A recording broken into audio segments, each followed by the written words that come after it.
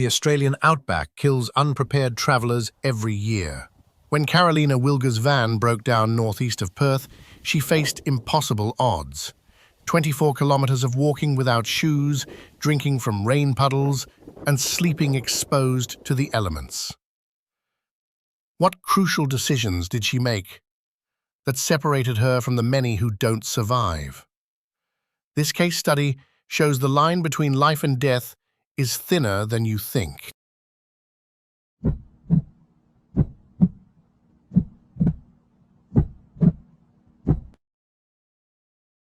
Karolina Wilga stopped at a store in Beacon around noon on June 29th. She bought some supplies before continuing east in her Mitsubishi Delica van. The four-wheel drive vehicle should have handled the rough outback roads without trouble, but less than 200 miles from Perth, something went wrong. The van shuddered, then stopped responding. No amount of turning the key would restart the engine. She stepped out into complete silence. The rocky landscape stretched in every direction, without a single building or person in sight. Temperatures dropped fast after sunset in this part of Western Australia. The nearest town was too far to see, let alone walk to. Most breakdowns in remote areas come from overheating engines or fuel system failures. Without proper tools or cell service, Wilga faced a choice: stay with the van or try walking for help. Police later described the terrain as dense bushland with large rocky outcrops. The uneven ground made it hard to keep a straight path. Every hill looked the same, and the lack of landmarks could trick anyone into walking in circles. After waiting with no sign of rescue, Wilga made her decision. She left the van behind with nothing but the clothes she wore. The first few kilometers felt manageable despite the rough ground. But without proper shoes, every step became painful. Sharp rocks cut into her feet, while thorny bushes scratched her legs. The sun beat down during the day, then freezing temperatures took over at night. She had no way to carry water beyond what she could find along the way. Most survival guides say to stay with your vehicle in remote areas. But Wilga likely thought she saw signs of civilization nearby. The human brain plays tricks when stressed. A distant rock might look like a building, or wind sounds like voices. After hours of walking, she realized her mistake.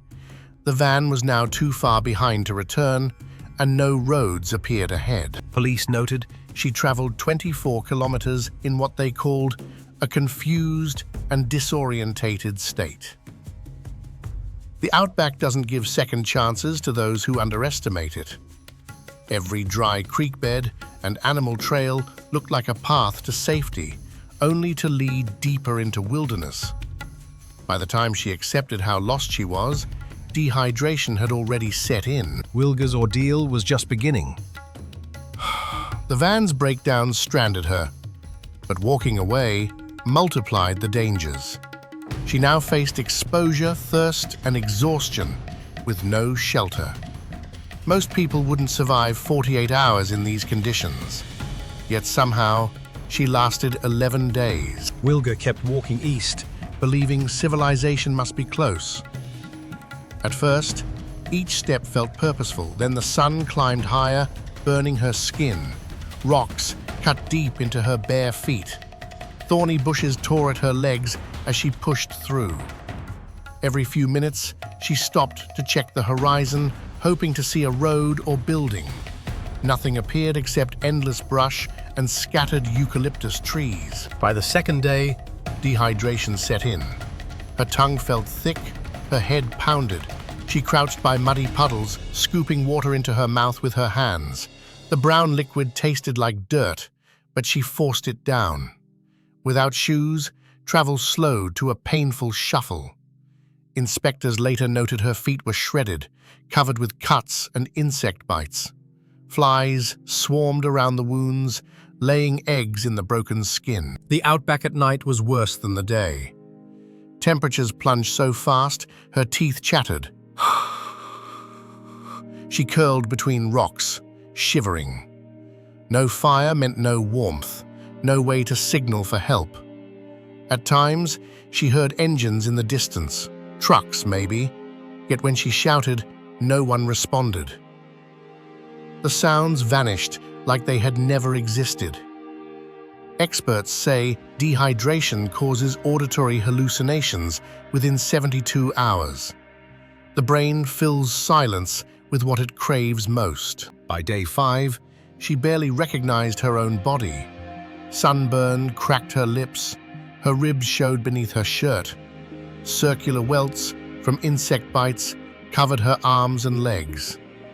Without salt or minerals, her muscles seized when she tried to stand. Still, she crawled when she couldn't walk, dragging herself toward imagined smoke in the distance. Survival guides warn against this. Small movements waste energy when lost, but sitting still felt like surrender. The worst moments came at dusk, when the shadows stretched long across the dirt. That's when loneliness gripped hardest. No voice, no touch, just the rustle of wind through dry grass. Reports from similar cases describe victims talking to themselves, then to imaginary rescuers. Some ripped their clothes off despite the cold. Wilga later couldn't recall whole stretches of time, her memories broken by thirst and exhaustion. She survived rainstorms by lying face down, drinking from shallow depressions where water pooled. One night, heavy drops woke her. She pressed her mouth to the ground, swallowing fast before it evaporated. That rainwater likely saved her life. But each small triumph came with crushing setbacks. Foot injuries got infected. Ants crawled over her as she slept. Once, she woke to a snake sliding past her arm, too weak to even flinch away. Even in delirium, scraps of instinct remained. She avoided direct sunlight after noon, resting in slivers of shade. She ripped sections of her shirt to wrap around her feet. When hope frayed, she focused on the next hour, not the next day. 11 nights passed this way, enough time for organs to fail, for the mind to snap. Yet somehow, she clung to scraps of awareness, though no one could say how much longer that lasts. Tanya Henley was driving along a remote track in Western Australia when she saw something move near the roadside. At first, she thought it might be an injured animal. Then she realized it was a woman crawling through the brush.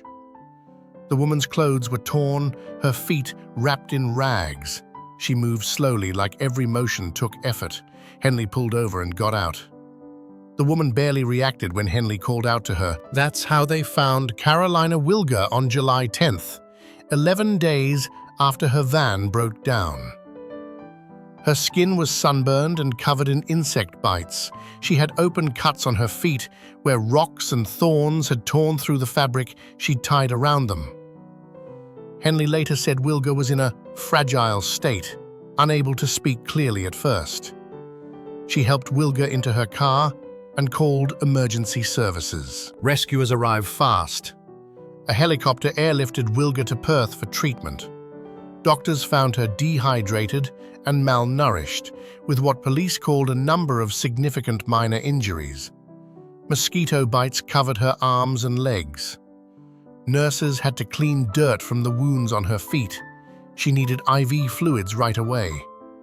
Even after water, her voice stayed hoarse for days from dehydration. Authorities had stopped active searches by this point. Wilga had wandered so far from her van that search teams hadn't covered the area where Henley found her. Acting Inspector Jessica Securo called the rescue sheer luck. Without that passing driver, Wilga might not have lasted another night. Her family had been waiting for news since June 30th when she failed to check in. Police told them not to expect good odds after the first 72 hours. When they got the call that she'd been found alive, they couldn't believe it. Medical staff warned that recovery would take time, not just for her body, but for her mind. Trauma like that lingers. Reporters later asked Henley why she'd been driving down that particular dirt road. She said it was just a shortcut she sometimes took. No special reason. That's what stuck with investigators, how close Wilga came to never being found. Out there, Roads stretch for miles without traffic. Most don't get checked for weeks. They never did figure out why Wilga walked east instead of west, away from the main highway. Maybe she thought she saw something. Maybe her mind was already foggy from thirst. What mattered was that she kept moving long enough for chance to intervene. Doctors said the rainwater she drank kept her alive when nothing else could have. Her ability to find those puddles in the desert showed a survival instinct most people don't know they have. But instinct only goes so far. After 11 days, luck had to step in. Karolina Wilga should have died in that outback. 11 days without proper food, water, or shelter breaks most people. Yet somehow, she crawled just far enough, drank just enough muddy water, held on just long enough for luck to find her. Police called it a miracle, but there's more to it. That thin line between life and death, she walked it every hour. Most survival stories focus on skills or gear. Hers came down to stubbornness, refusing to stop moving even when hope ran out. So here's the question. Would you have that same grit if the desert swallowed you whole? Could you? If you believe in the strength of the human spirit, subscribe to Unsurvivable Survivors, where every story is real, raw, and a reminder that even the darkest moments can lead to light. I'll see you in the next one.